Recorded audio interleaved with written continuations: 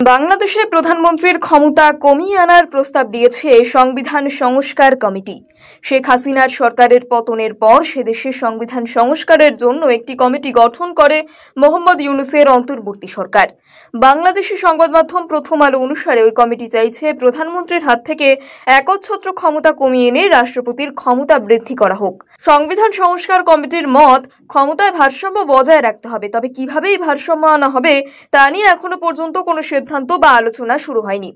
প্রথম আলোর প্রতিবেদন বলছে, বিএনপি সহ বাংলাদেশের অন্য সক্রিয় রাজনৈতিক দলগুলিও ক্ষমতার ভারসাম্যের বিষয়ে সহমত। বিভিন্ন কমিশনের সুপারিশগুলির বিষয়ে আগামী মাসে রাজনৈতিক দলগুলিকে নিয়ে আলোচনায় বসতে চাইছে অন্তর্বর্তী সরকার। কোন পথে ভারসাম্য আনা হবে তা নিয়ে ওই বৈঠক থেকে কোনো সিদ্ধান্ত নেওয়া হতে পারে বলে মনে করা হচ্ছে। কমিশন সূত্রের খবর, তারা চাইছে রাষ্ট্রপতির ক্ষমতা বৃদ্ধি করে প্রধানমন্ত্রীর একচ্ছত্র ক্ষমতা কমিয়ে আনতে। বর্তমানে বাংলাদেশে যে নিয়ম রয়েছে তাতে প্রধানমন্ত্রী এবং দেশের প্রধান বিচারপতির নিয়োগ ছাড়া বাকি সব ক্ষেত্রে প্রধানমন্ত্রীর পরামর্শ নিয়েই কাজ করতে হয় সেখানকার রাষ্ট্রপতিকে। এক্ষেত্রে কিছু পরিবর্তনের প্রস্তাব দিয়েছে কমিশন। কিছু সাংবিধানিক পদে নিয়োগের ক্ষেত্রে প্রধানমন্ত্রীর পরামর্শ ছাড়াই যাতে রাষ্ট্রপতি নিজে সিদ্ধান্ত নিতে পারেন সে প্রস্তাবও রেখেছে কমিশন। সংবিধান সংস্কার কমিশনের প্রধান আলী রিয়াজ প্রথম আলোকে জানান, তাদের অন্যতম লক্ষ্য সংবিধানে ব্যক্তি এবং প্রতিষ্ঠানের মধ্যে ক্ষমতার ভারসাম্য আনা। রাষ্ট্রপতির হাতে কি কি দায়িত্ব থাকবে সে বিষয়ে কমিশনের বিস্তারিত প্রতিবেদনে উল্লেখ রয়েছে বলে জানান তিনি। প্রথম আলো জানিয়েছে, দেশে জরুরি অবস্থা ঘোষণার ক্ষেত্রে প্রধানমন্ত্রীর ক্ষমতা কমানোর সুপারিশ করেছে কমিশন। বর্তমানে রাষ্ট্রপতি সর্বাধিক 120 দিনের জন্য জরুরি অবস্থা ঘোষণা করতে পারেন, কিন্তু তার আগে প্রধানমন্ত্রীর থেকে স্বাক্ষর নিতে হয়। নির্বাহী বিভাগ, আইনসভা এবং বিচার বিভাগকে নিয়ে জাতীয় সাংবিধানিক কাউন্সিল গঠনের প্রস্তাব দিয়েছে কমিশন। ওই কাউন্সিলের সিদ্ধান্তের ভিত্তিতেই যাতে রাষ্ট্রপতি জরুরি অবস্থা ঘোষণা করতে পারেন সে প্রস্তাবও দিয়েছে সংবিধান সংস্কার কমিশন। পাশাপাশি কোনো রাজনৈতিক প্রধানমন্ত্রী থাকাকালীন দলের প্রধান এবং সংসদীয় দলের নেতা হতে পারবেন না বলেও সুপারিশ করা হয়েছে। কমিশন মনে করছে এক্ষেত্রে প্রধানমন্ত্রীর একক ক্ষমতা কমানো যাবে। বাংলাদেশে প্রধানমন্ত্রীর ক্ষমতা কমিয়ে আনার প্রস্তাব দিয়েছে সংবিধান সংস্কার কমিটি। শেখ হাসিনার সরকারের পতনের পর সেদেশে সংবিধান সংস্কারের জন্য একটি কমিটি গঠন করে মোহাম্মদ ইউনূসের অন্তর্বর্তী সরকার।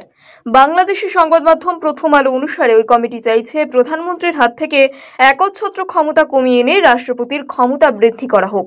সংবিধান সংস্কার কমিটির মত, ক্ষমতায় ভারসাম্য বজায় রাখতে হবে, তবে কিভাবে এই ভারসাম্য আনা হবে তা নিয়ে এখনো পর্যন্ত কোনো সিদ্ধান্ত বা আলোচনা শুরু হয়নি। প্রথম আলোর প্রতিবেদন বলছে, বিএনপি সহ বাংলাদেশের অন্য সক্রিয় রাজনৈতিক দলগুলিও ক্ষমতার ভারসাম্যের বিষয়ে সহমত। বিভিন্ন কমিশনের সুপারিশগুলির বিষয়ে আগামী মাসে রাজনৈতিক দলগুলিকে নিয়ে আলোচনায় বসতে চাইছে অন্তর্বর্তী সরকার। কোন পথে ভারসাম্য আনা হবে তা নিয়ে ওই বৈঠক থেকে কোনো সিদ্ধান্ত নেওয়া হতে পারে বলে মনে করা হচ্ছে। কমিশন সূত্রের খবর, তারা চাইছে রাষ্ট্রপতির ক্ষমতা বৃদ্ধি করে প্রধানমন্ত্রীর একচ্ছত্র ক্ষমতা কমিয়ে আনতে। বর্তমানে বাংলাদেশে যে নিয়ম রয়েছে তাতে প্রধানমন্ত্রী এবং দেশের প্রধান বিচারপতির নিয়োগ ছাড়া বাকি সব ক্ষেত্রে প্রধানমন্ত্রীর পরামর্শ নিয়েই কাজ করতে হয় সেখানকার রাষ্ট্রপতিকে। এক্ষেত্রে কিছু পরিবর্তনের প্রস্তাব দিয়েছে কমিশন। কিছু সাংবিধানিক পদে নিয়োগের ক্ষেত্রে প্রধানমন্ত্রীর পরামর্শ ছাড়াই যাতে রাষ্ট্রপতি নিজে সিদ্ধান্ত নিতে পারেন সে প্রস্তাবও রেখেছে কমিশন। সংবিধান সংস্কার কমিশনের প্রধান আলী রিয়াজ প্রথম আলোকে জানান, তাদের অন্যতম লক্ষ্য সংবিধানে ব্যক্তি এবং প্রতিষ্ঠানের মধ্যে ক্ষমতার ভারসাম্য আনা। রাষ্ট্রপতির হাতে কি কি দায়িত্ব থাকবে সে বিষয়ে কমিশনের বিস্তারিত প্রতিবেদনে উল্লেখ রয়েছে বলে জানান তিনি। প্রথম আলো জানিয়েছে, দেশে জরুরি অবস্থা ঘোষণার ক্ষেত্রে প্রধানমন্ত্রীর ক্ষমতা কমানোর সুপারিশ করেছে কমিশন। বর্তমানে রাষ্ট্রপতি সর্বাধিক 120 দিনের জন্য জরুরি অবস্থা ঘোষণা করতে পারেন, কিন্তু তার আগে প্রধানমন্ত্রীর থেকে স্বাক্ষর নিতে হয়। নির্বাহী বিভাগ, আইনসভা এবং বিচার বিভাগকে নিয়ে জাতীয় সাংবিধানিক কাউন্সিল গঠনের প্রস্তাব দিয়েছে কমিশন।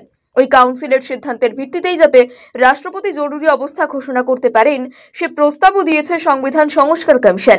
পাশাপাশি কোনো রাজনৈতিক প্রধানমন্ত্রী থাকাকালীন দলের প্রধান এবং সংসদীয় দলের নেতা হতে পারবেন না বলেও সুপারিশ করা হয়েছে। কমিশন মনে করছে এক্ষেত্রে প্রধানমন্ত্রীর একক ক্ষমতা কমানো যাবে।